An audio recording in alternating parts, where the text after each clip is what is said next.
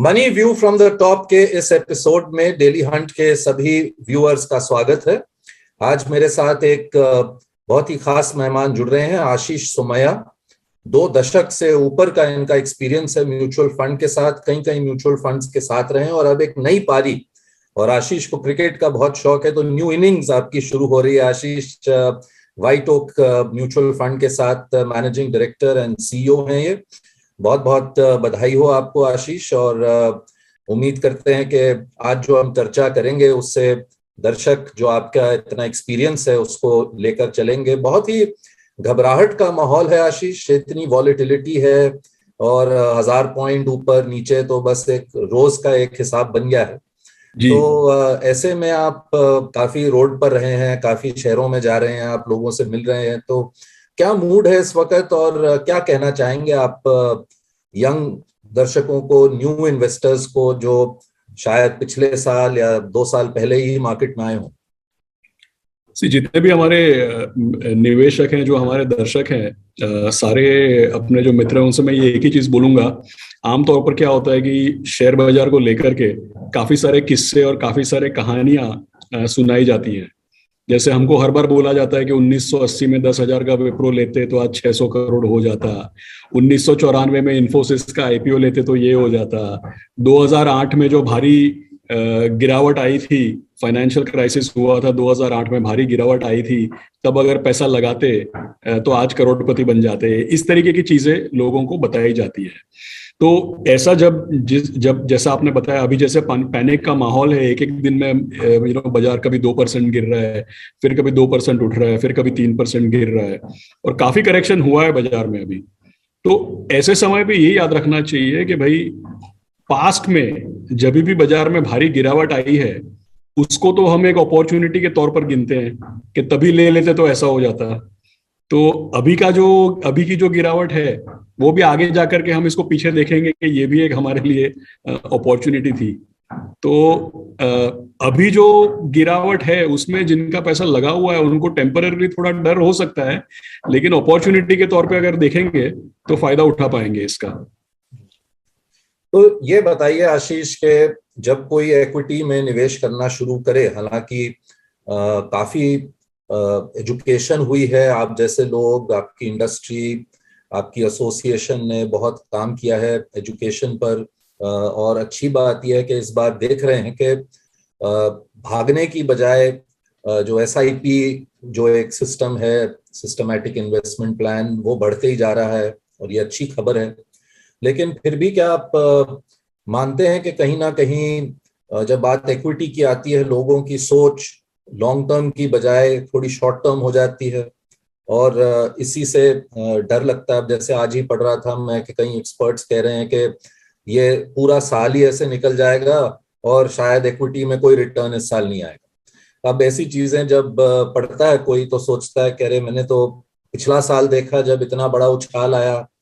तो long term investing का जो मतलब है, आपने जैसे बताया, आंकड़े दिए, एग्जांपल्स दिए, कुछ लोग कहते हैं अगर शेयर खरीद लिया होता, गाड़ी नहीं खरीदी होती उस कंपनी की तो कहीं कुछ और होते आप। लेकिन एंड ऑफ द डे क्या आप डर देख रहे हैं स्ट्रीट पर जब आप लोगों से मिल रहे हैं, कि क्या एक अपॉर्चुनिटी देख रहे हैं कि डिस्काउंट सेल लगा हुआ है मार्केट में और एक बार फिर मौका मिल रहा है, 62,000 से कहीं नीचे स्तर पर आया है बाजार? क्या किस तरह का बिहेवियर देख रहे हैं खुद? जी एक्चुअली विवेक जी, एक बात देखने लायक है कि अगर हम टोटली देखिए, हर किसी बाजार में या हर कोई माहौल में कुछ लोग पैनिक करते हैं और कुछ लोग अपॉर्चुनिटी का फायदा भी उठाते हैं। तो अच्छा एक्सपीरियंस, खराब एक्सपीरियंस, ये तो हर माहौल में होता ही है। और अगर हम एक ही निवेशक की बात करें तो वो एक इंडिविजुअल निवेशक भी कोई सर्कमस्टांसेस में बहुत ही मैच्योर होता है और कोई सर्कमस्टांसेस में बाजार को देख करके घबरा भी सकता है। तो एक्सट्रीम्स तो दोनों तरीके के हो सकते हैं, लेकिन अगर मैं इन जनरल अगर आपको एक मेरा एक्सपीरियंस बताऊं तो मेरा ऐसा मानना है कि 5 साल, 10 साल, 15, 20 साल के पहले के मुकाबले आज जो हमारे निवेशक हैं, इनकी मैच्योरिटी लेवल और इनकी जो अंडरस्टैंडिंग है वो मुझे ऐसा लगता है कि पहले के मुकाबले में कई ज्यादा बेहतर है। क्योंकि जैसे इस बार आप देखिए, ज्यादातर हम लोग निफ्टी को आजकल फॉलो करते हैं तो ऊपर के लेवल में अक्टूबर 2021 में 18,700 के लेवल से आज हम 15,700। तो आप सोचिए कि कम से कम 15 से 20% के बीच 16% रफली 16% की गिरावट निफ्टी में आई है। ये कोई छोटी गिरावट नहीं है, लेकिन फिर भी आप देखिए तो म्यूचुअल फंड्स के जो सिस्टमैटिक इन्वेस्टमेंट प्लान है, इसमें लोग बिल्कुल ही एकदम डिसिप्लिन तरीके से पैसा लगा रहे हैं। तो मुझे ऐसा लग रहा है कि एक तो हमारी अंडरस्टैंडिंग लेवल काफी चेंज हो गई है, और दूसरी बात कि 20 साल पहले के मुकाबले आज का जो हमारा एवरेज जो निवेशक है, तो एज अ कंट्री अगर हम एक पूरे देश में एवरेज की बात करें तो हमारा रिस्क प्रोफाइल जो है, जो हम बोलते हैं जोखिम उठाने की जो हमारी कैपेबिलिटी है, वो काफी चेंज हो गई है। क्योंकि 20 साल पहले इक्विटी म्यूचुअल फंड में या शेयर बाजार में जो पैसा लगाते थे, मेरे एक्सपीरियंस के अनुसार इनकी एवरेज एज होती थी 45, 50, 55। क्योंकि सारे के सारे अपने लाइफ के सारे स्टेजेस के सारे इन्वेस्टमेंट्स हो गए, सारी प्लानिंग हो गई, पीपीएफ हो गया, इंश्योरेंस हो गया, पोस्ट ऑफिस हो गया, इनफॉर्मल इन्वेस्टमेंट हो गया। सब कुछ करने के बाद जब क्योंकि तभी फिक्स्ड रेट भी बहुत बढ़िया मिलते थे लोगों को। पोस्ट ऑफिस में मंथली इंटरेस्ट स्कीम में 10% मिलता था, गवर्नमेंट ऑफ इंडिया के रिलीफ बॉन्ड में 11% मिलता था। तो आज से 20 साल पहले लोगों को शेयर बाजार में या इक्विटी म्यूचुअल फंड में पैसा लगाने की ना ही कोई जरूरत थी, और जो एवरेज इन्वेस्टर थे जिनके पास सरप्लस पैसा था इक्विटी में या म्यूचुअल फंड में लगाने के लिए, उनकी रिस्क प्रोफाइल और उनकी एवरेज एज 45-50 के ऊपर थी। आज जब हम देखते हैं, चाहे आप ब्रोकिंग की बात कर लीजिए, इक्विटी म्यूचुअल फंड के एसआईपी की बात कर लीजिए, तो मेरा अनुमान यह है कि आज जो एवरेज नया जो इन्वेस्टर या निवेशक जो बाजार में आ रहा है, उसकी एवरेज एज 45-50 की नहीं है, मेरे ख्याल में 30-35 से कम ही होगी। तो एज अ कंट्री हमारी जो रिस्क प्रोफाइल है वो चेंज हो गई है। फिक्स्ड इंटरेस्ट जो ब्याज दर जो मिल रहे हैं वो काफी कम मिल रहे हैं, और जैसा आपने अपने प्रश्न का शुरुआत की, लोगों की अंडरस्टैंडिंग और अवेयरनेस जो है वो भी काफी बढ़ गई है। तो इसीलिए 15-20% गिरावट के बावजूद भी हमको लगता है कि इन्वेस्टर्स का जो एटीट्यूड है वो काफी स्टेबल है, और लोग डिसिप्लिन तरीके से अपनी जो मंथली सेविंग है या ओवरऑल जो अपनी फाइनेंशियल प्लानिंग है उसको बढ़ाते जा रहे हैं। आपने यंग लोगों की बात की आशीष, अगर देखें पिछले 2 साल में रिकॉर्ड डीमैट अकाउंट्स खुले हैं। कई प्लानर से जब मैं बात करता हूं तो कहते हैं, जो यंग लोग हैं आके कहते हैं हमें आप बताइए कि क्रिप्टो में कैसे इन्वेस्ट करें। तो डायरेक्ट इक्विटी में जाना चाहते हैं, क्रिप्टोज में जाना चाहते हैं, और ऐसे में आप जो ये यंग लोग हैं, जो शायद हो सकता है उनकी रिस्क एपेटाइट ज्यादा हो, या हो सकता है कि उनको उतनी समझ ना हो, और बजाय किसी अच्छे एडवाइजर के वो खुद अपने आप जाकर डू इट योरसेल्फ जिसको कहते हैं, खुद जाकर इतने प्लेटफॉर्म्स आजकल खुल गए हैं और वहां पर ट्रेडिंग शुरू कर देते हैं। तो उनके लिए जैसे आपने कहा ये जो गिरावट आई है, शायद ये भी हो सकता है कि उनको इतना चिंतित कर दे कि वो इक्विटी मार्केट से ही निकल जाए। नहीं, जैसा मैंने बताया, मुझे ऐसा लगता है कि आज के जो एवरेज हमारे निवेशक हैं, इनकी रिस्क प्रोफाइल, इनकी एज प्रोफाइल, इनकी अवेयरनेस, अंडरस्टैंडिंग, ये काफी हद तक मुझे ऐसा लगता है कि चेंज हो गई है। और इक्विटी म्यूचुअल फंड्स जो है या शेयर बाजार भी जो है, इसका पूरा जो रेगुलेशन, इसकी जो पूरी फ्रेमवर्क है, काम करने का जो तौर तरीका है, वो आज से 20-25 साल के पहले के मुकाबले रिलेटिवली पूरा डिजिटल है, रिलेटिवली सेफर है।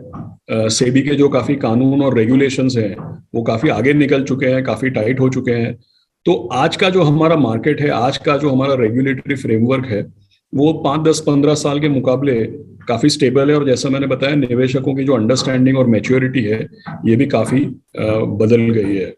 हाँ, इससे ये बात एक जरूर है कि क्योंकि आज के हमारे जो यंगस्टर्स हैं, इनकी रिस्क प्रोफाइल या रिस्क लेने की क्षमता बहुत ज्यादा है, इसलिए हम ये देखते हैं कि कभी कभी ना केवल डीमैट अकाउंट्स या कभी म्यूचुअल फंड्स, क्योंकि देखिए डीमैट अकाउंट्स और शेयर बाजार में खरीदना कुछ और अपनी सेविंग करना, या म्यूचुअल फंड्स में अपनी सेविंग करना, ये तो क्या है, जिसको हम बोलते हैं रेगुलेटेड प्रोडक्ट्स है। जैसा मैंने बताया, इसके लिए एक पूरी फ्रेमवर्क है, इसके पीछे काफी स्ट्रॉन्ग कानून है, और किसने क्या करना क्या नहीं करना ये सब बहुत अच्छे तरीके से डिफाइन किया गया है। लेकिन जैसे आपने क्रिप्टो की बात की, तो जरूर ये एक नई टेक्नोलॉजी है, नया एसेट क्लास है, और इसमें भी आगे जाकर के हम शायद बहुत कुछ इम्प्रूवमेंट्स देख सकते हैं। लेकिन फिलहाल एक चीज याद रखनी चाहिए कि ये एक रेगुलेटेड सेक्टर नहीं है। तो क्योंकि आज के यंगस्टर्स की टेक्नोलॉजी की अंडरस्टैंडिंग है, रिस्क टेकिंग एबिलिटी है, आज यंग लोगों को काफी जल्दी यंग एज में जॉब्स भी मिल रहे हैं, अच्छे खासी तनख्वाह भी मिल रही है, तो इसलिए इसकी वजह से, और ये लोग एक्सपेरिमेंट करने के काबिल भी हैं, तो ये हर तरीके के इन्वेस्टमेंट कर रहे हैं। लेकिन हर तरीके के इन्वेस्टमेंट करते समय ये देखना चाहिए कि भाई कौन सा रेगुलेटेड है, कौन सा कानून के दायरे में है और कौन सा कानून के दायरे से बाहर है। ये एक बेसिक अंडरस्टैंडिंग होना जरूरी है। और दूसरी बात यह है कि चाहे वो इक्विटी हो, चाहे बॉन्ड्स हो, चाहे क्रिप्टो हो, जैसे बड़े बुजुर्ग कह के गए हैं कि निवेश की जब हम बात करते हैं तो जो चीज अपने समझ में नहीं आए वो मत करिए, जो चीज रेगुलेटेड नहीं है, कानून के दायरे के बाहर है, वो मत करिए। और अपनी तरफ से तीसरी चीज मैं ये जोड़ूंगा कि भाई अगर खुद कमा के अपने सेविंग से कुछ इन्वेस्टमेंट कर रहे हैं तो अच्छी बात है, लेकिन बोरोइंग करके या लीवरेज करके भी ये सब चीजें मत करिए। तो कुछ बेसिक रूल्स हमको फॉलो करने हैं। अदरवाइज मुझे ऐसा लगता है कि यंग इन्वेस्टर्स जो हैं उनके लिए काफी अच्छी अपॉर्चुनिटीज हैं, और निवेश में तो मैं हमेशा ऐसा मानता हूं कि जितना जल्दी शुरू करें उतना ज्यादा अच्छा है।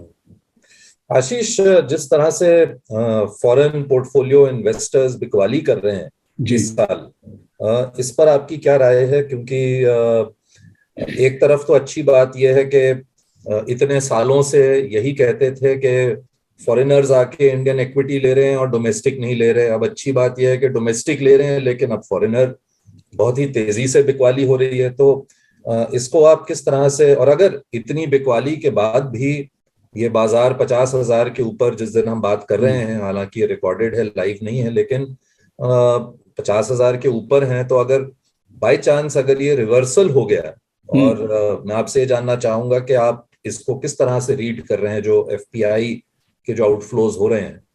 आपने कई साइकिल्स देखी हैं इस तरह के, आपने आउटफ्लो शायद पहले भी देखे हैं, तो क्या इम्पैक्ट हो सकता है मार्केट पर जब कभी भी ये लोग वापस आएंगे?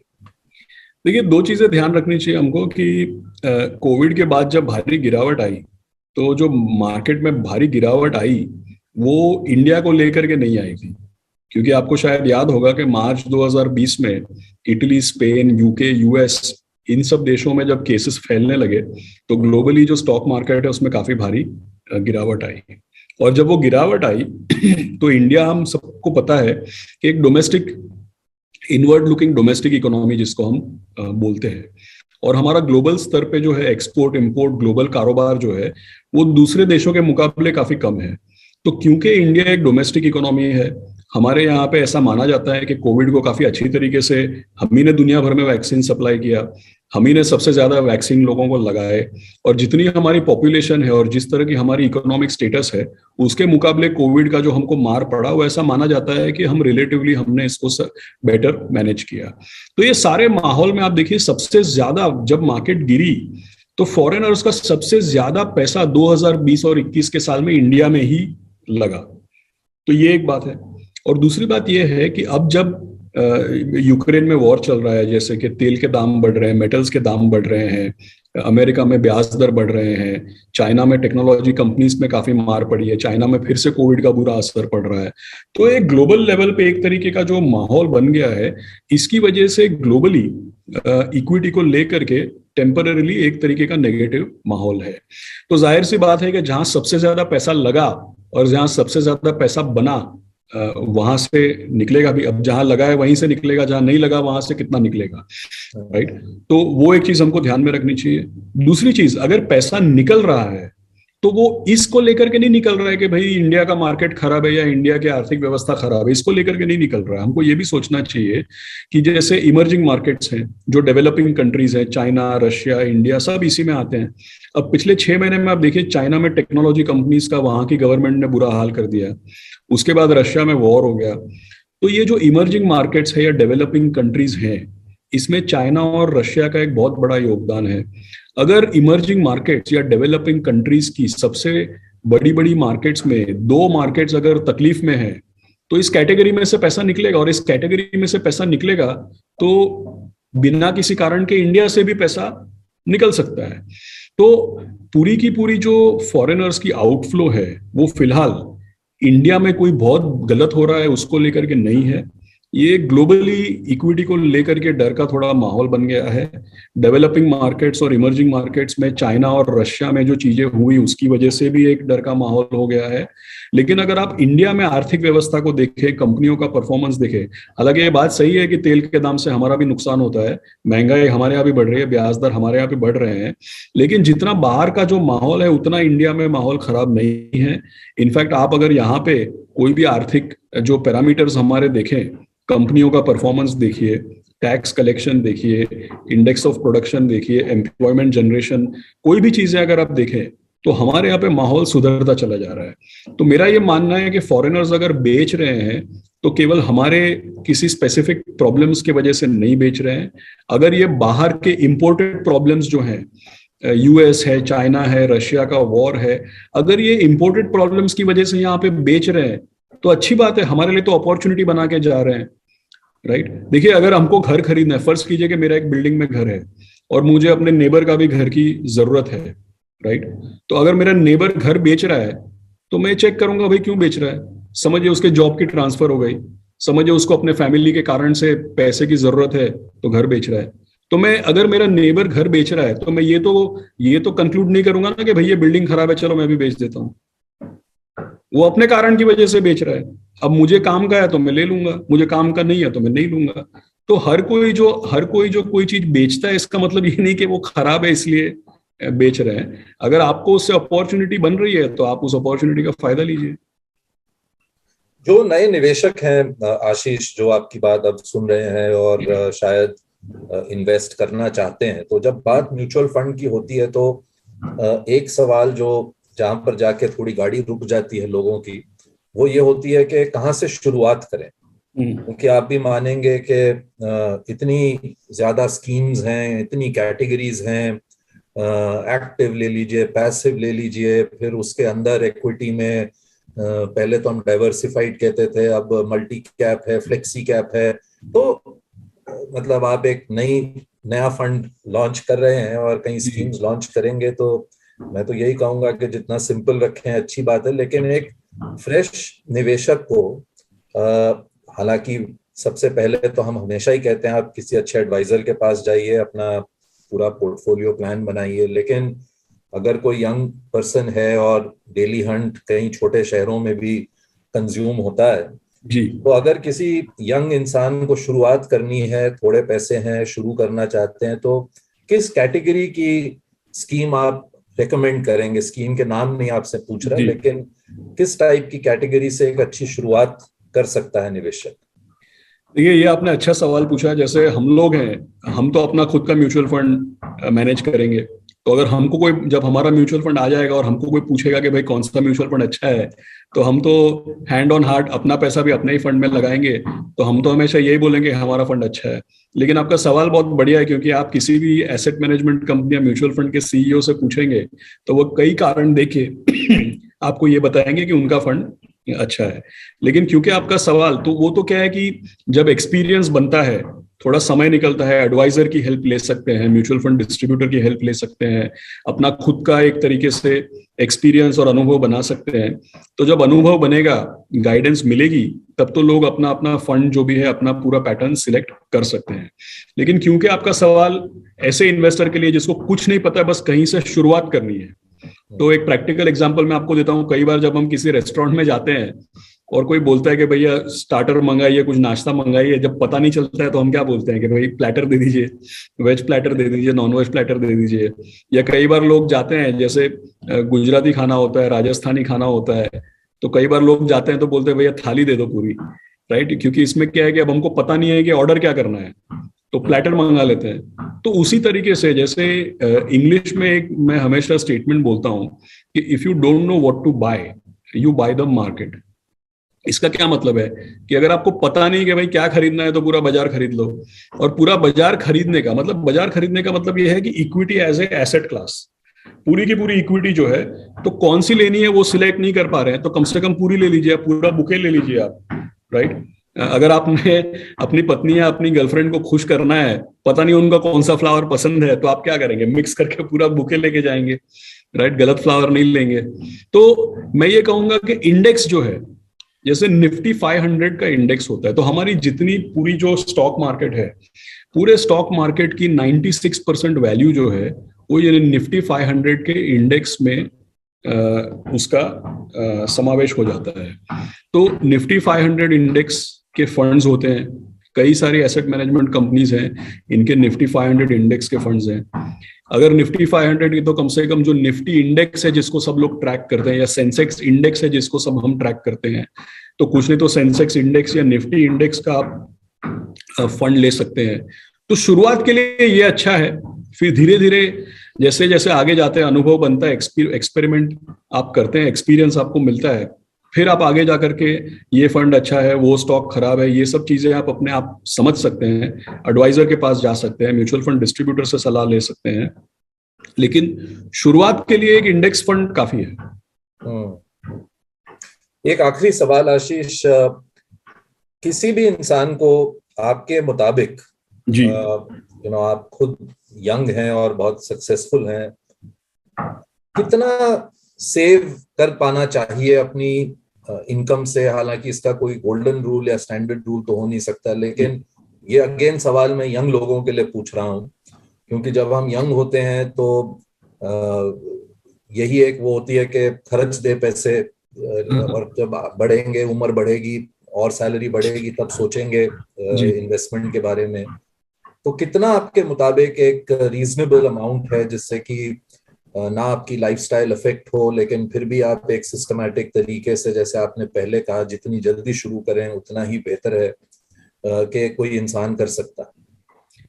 देखिए, अगर मैं बोलूं कि क्या है कि इसमें एक तो सबकी अपनी अपनी साइकोलॉजी और हैबिट्स के ऊपर बहुत डिपेंड करता है, क्योंकि हम और आप हैं, हमको समझो कि थोड़ा एक्सपीरियंस है, तो हम जानते हैं कि अब जब मैं जैसे 45 साल का हो गया हूं, तो अब मुझे ऐसा लगता है कि और सेव किया होता, और जल्दी किया होता तो अच्छा होता। लेकिन वो तो 45-50 में ही पता चलता है। बात तो हम 20 साल या 22 साल के जो है, 25 साल के हैं, उनकी बात कर रहे हैं। और उनको हम चाहे कितने भी उनको हम एडवाइस दे दें, हकीकत यह है कि जो ह्यूमन बीइंग्स हैं वो अपने एक्सपीरियंस से ज्यादा सीखते हैं, दूसरों के एडवाइस से थोड़ा कम ही सीखते हैं। तो हकीकत तो ये है कि जितना मैक्सिमम, देखिए जैसे बड़े फेमस दिग्गज निवेशक है वॉरेन बफेट, दुनिया के सबसे रिच जो लोग हैं इसमें इनकी गिनती भी होती है। इन्होंने ये कहा है कि भाई, अगर आपकी कोई आमदनी है तो पहले सेविंग करिए, और सेविंग करने के बाद अगर जो बचता है उसमें से खर्चा कीजिए। अब कई लोग ऐसा सोचेंगे कि भाई ये तो प्रैक्टिकल नहीं है, क्योंकि हमारे घर में पैसा देना होता है, हमारे खुद के खर्चे होते हैं, आमदनी तो जो है वो है, धीरे धीरे बढ़ती है जैसे जैसे एक्सपीरियंस और एज बढ़ती है। तो ये एक एक्सट्रीम एग्जाम्पल है कि भाई पहले तो जितनी जरूरत है उतना सेव कर लो, और अगर कुछ बचता है तो खर्चा करो। तो ये तो एक्सट्रीम हो गए। और दूसरी तरफ ये है कि भाई पूरा ही खर्चा कर लो, आगे जाके देखेंगे जो होगा, वो दूसरा एक्सट्रीम हो गया। अब दोनों ही पॉसिबल नहीं है। मुझे ऐसा लगता है कि जो भी यंगस्टर्स हैं उन्होंने एक टारगेट बना के चलना चाहिए कि भाई आज अगर मेरी कमाई शुरू हुई है तो चलो मैं कम से कम 10% सेव करूंगा, फिर थोड़ा थोड़ा जैसे जैसे इनकम और एक्सपीरियंस बढ़ेगी तो कम से कम 20% सेव करूंगा। इस तरीके से एक टारगेट बना लेना चाहिए। देखिए, कोई आमदनी छोटी नहीं होती है, और कितनी भी बड़ी आमदनी हो, खर्चे की कोई लिमिट नहीं होती है। तो बात तो आ जाती है अल्टीमेटली एक टारगेट सेट करने पे और एक डिसिप्लिन के ऊपर, क्योंकि सबकी अपनी अपनी रहने का तरीका है। देखो, कोई किसी का 10,000 रुपए महीने का तनख्वाह है, वो भी 2,000 बचा लेता है, और किसी का 10 लाख है, वो भी कर्जे में हो सकता है। तो सब अपनी अपनी लाइफस्टाइल और डिसिप्लिन की बात है। तो मुझे ऐसा लगता है कि हर एक यंगस्टर को एक टारगेट सेट करना चाहिए कि भाई अपनी जितनी इनकम है उसमें से अपने खर्चे के लिए कुछ रखेंगे, कुछ अपने पेरेंट्स को देंगे, लेकिन 10%, 20% एक टारगेट रखना चाहिए कि भाई इतना तो हर महीना बचाएंगे। एक टारगेट से फिर जब डिसिप्लिन बन जाएगा, तब अपने आप ही समझ में आ जाएगा कि ये क्यों उनके फायदे में है। बहुत बहुत धन्यवाद आशीष, अपना कीमती समय निकालने के लिए। एक बार फिर आपको बहुत बहुत शुभकामनाएं अपनी नई इनिंग्स के लिए। Thank you. और आपने क्रिकेट की बात कह दी, टारगेट, और ये यंगस्टर्स सब समझते हैं कि क्रिकेट में जिस तरह टारगेट सेट करते हैं, इसी तरह अपने आप निवेश में भी करिए। आपको बहुत बहुत शुभकामनाएं, और थैंक यू वेरी मच, आपने समय निकाला डेली हंट के दर्शकों से बात करने के लिए। बहुत बहुत धन्यवाद। Thank you very much. Thank you.